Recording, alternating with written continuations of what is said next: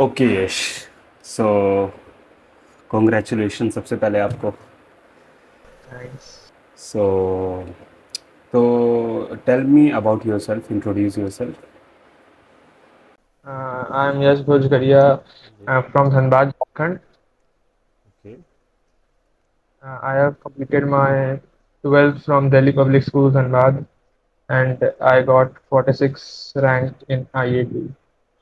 Okay so आप अपनी थोड़ी प्रिपरेशन की जर्नी वगैरह के बारे में बता सकते हो कि आप ट्वेल्थ में आपका क्या बैकग्राउंड था, फिर आपने किस फील्ड की तरफ क्यों मतलब अपनी रुचि दिखाई, ये सब चीज़ें आप बता सकते हो थोड़ा। पीसीएमबी से थे हम, तो मेरे को पता चला कि एक एग्ज़ाम होता है आइजर करके, जिसके थ्रू रिसर्च फील्ड में जा सकते हैं। तो सोचे थे कि अगर एमबीबीएस नहीं हो पाएगा तो यही सेकंड प्रायोरिटी पे था। ओके। तो फिर बाद आप ही का वीडियो देखे थे यूट्यूब में, फिर प्रेप फॉर आइजर से जुड़े और इसी से पीवाईक्यूज और टेस्ट सीरीज प्रैक्टिस किए थे। सो पीसीएमबी से तो आप जेई और नीट दोनों का एग्ज़ाम दिया था या फिर किसी एक का? दोनों दोनों। ओके सो उन दोनों में आपका कैसा रिजल्ट था? नीट में 1800 रैंक था और ओके। जेई एडवांस में 12,300 समथिंग। ओके ओके ग्रेट, दोनों में आपका रिजल्ट बहुत ही अच्छा है। और नीट में स्पेशली बहुत ज़्यादा ही अच्छा है जो उसमें कंपटीशन उसके हिसाब से। और आईआईटी में तो है ही आप का डबल डिजिट रैंक है, वे तो है ही। तो चलिए। ओके। सो क्या आप बता सकते हो कि आपने 11th और 12th में किस तरीके से प्रिपरेशन की थी क्या? और बच्चों की तरह आपकी भी क्या 11th वगैरह ख़राब गई थी, फिर आपने थोड़ा कमबैक अपना किया, या फिर आप बिल्कुल स्मूथ चल रहे थे? और उससे पहले 10 तक आप कैसे स्टूडेंट्स थे, क्योंकि बहुत सारे मीडियोकर स्टूडेंट्स भी ऊपर निकलते हैं और बहुत सारे जो स्टूडेंट्स होते हैं वे गोल्ड गिफ्टेड होते हैं, वे बचपन से ही बिल्कुल टैलेंटेड। तो आप किस तरीके से थे? मतलब ठीक ठाक ही थे पढ़ाई में, ज़्यादा टैलेंटेड भी नहीं थे लेकिन हाँ ठीक ठाक था। फिर 11th में बैकलॉग तो कुछ नहीं था, लेकिन कोई कोई फिजिक्स का टॉपिक था जो वीक रह गया था, लास्ट का चैप्टर्स, तो उसको फिर 12th के साथ कर लिए थे कवर अप। ओके। सो मतलब आप कैसे पढ़ते थे और कितना पढ़ते थे? हम एक ऑफलाइन कोचिंग ज्वाइन किए हुए थे और मतलब स्कूल भी अटेंडिंग था। तो हर दिन स्कूल नहीं जाते थे, जिस दिन नहीं जाते थे उस दिन 5-6 घंटा हो जाता था सेल्फ स्टडी। हम्म। और जिस दिन स्कूल जाना होता था उस दिन तो थोड़ा कम ही होता था, 2-3 घंटा ही।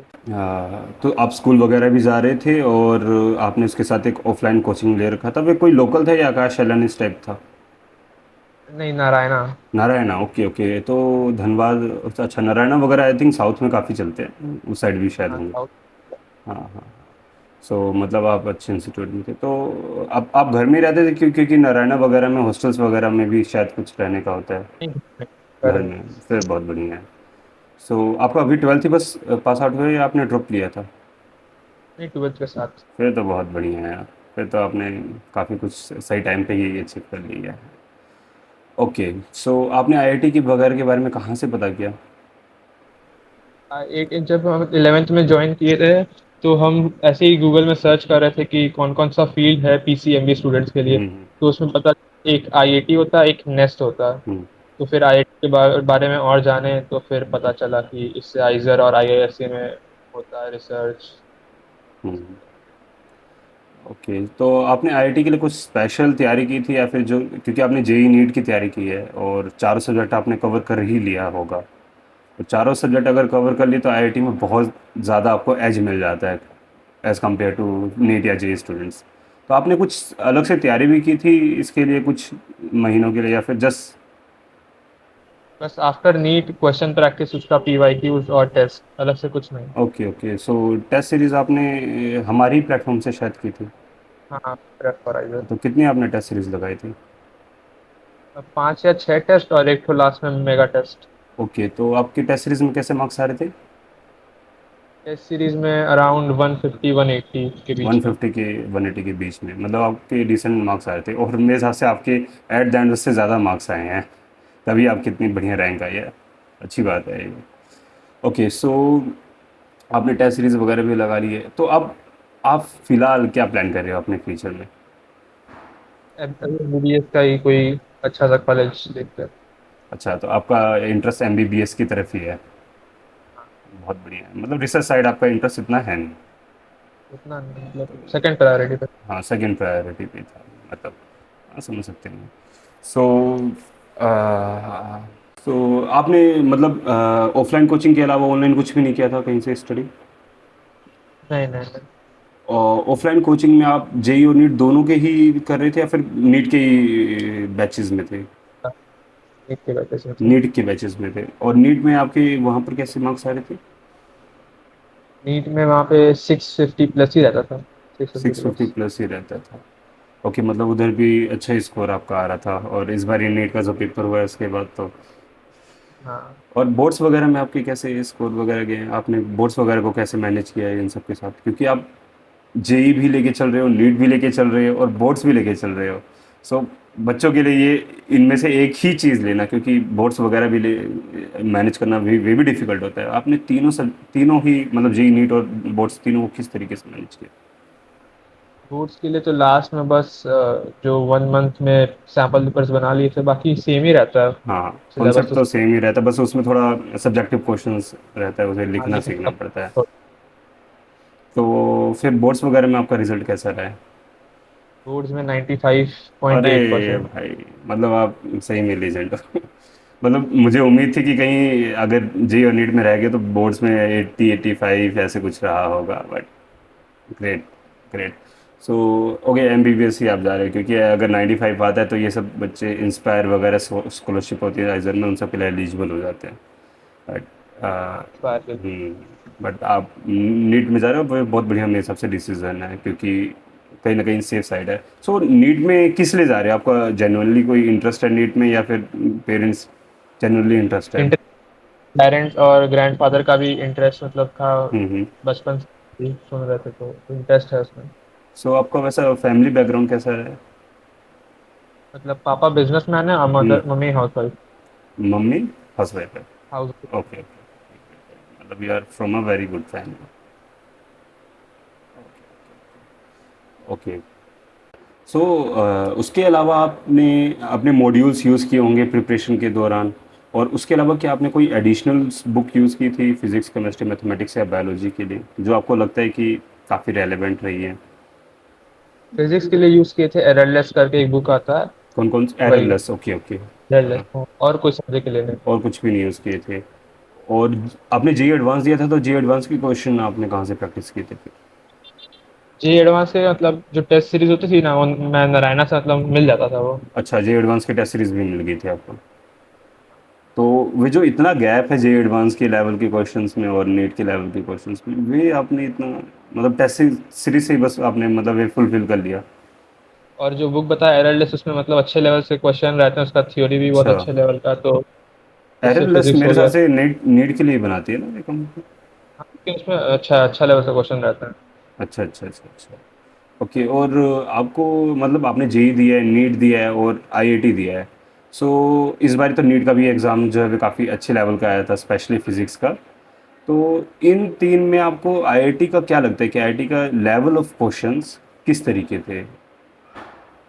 आईआईटी का मतलब आसान साइड में ही था, और टाइम भी ज़्यादा मिलता है उसमें, हाँ, तीन टाइम। घंटे में से 60 क्वेश्चन रहते हैं, तो वो थोड़ा आसान हो जाता है। ओके, सो आईआईटी भी मतलब आपको इजी, मतलब नीट के कंपैरिजन में may be it's difficult questions थोड़े। हाँ, थोड़े थोड़े क्वेश्चन से, और मैथ्स में भी थोड़ा ट्रिकी था। हम्म। मैथ्स में मैंने भी सुना था इस साल काफ़ी ट्रिकी ही क्वेश्चंस आए थे, but not that much difficult. J advance इतने डिफिकल्ट नहीं देते हैं वे क्वेश्चंस को, बस वो थोड़ा ट्रिकी रखने की कोशिश करते हैं ज़्यादा। ओके, सो आईआईटी के लिए तो आपने कोई स्पेशल बुक लगाई ही नहीं होगी मेरे हिसाब से? बिल्कुल नहीं, है ना? आपने बस पीवाईक्यूज किए थे आईआईटी के? हाँ, पीवाईक्यूज और टेस्ट। टेस्ट सीरीज, और इन दोनों से ही आपका सब कुछ हो ही गया? Okay okay, great great great. तो और इसके अलावा आपने कोई एस सी वर्मा वगैरह बुक नहीं यूज़ की? ये सब हिमांशु पांडे, एस सी वर्मा, ये सब जेई में यूज़ होता है, नीट में आई थिंक ये सब इतना नहीं यूज़ होता है।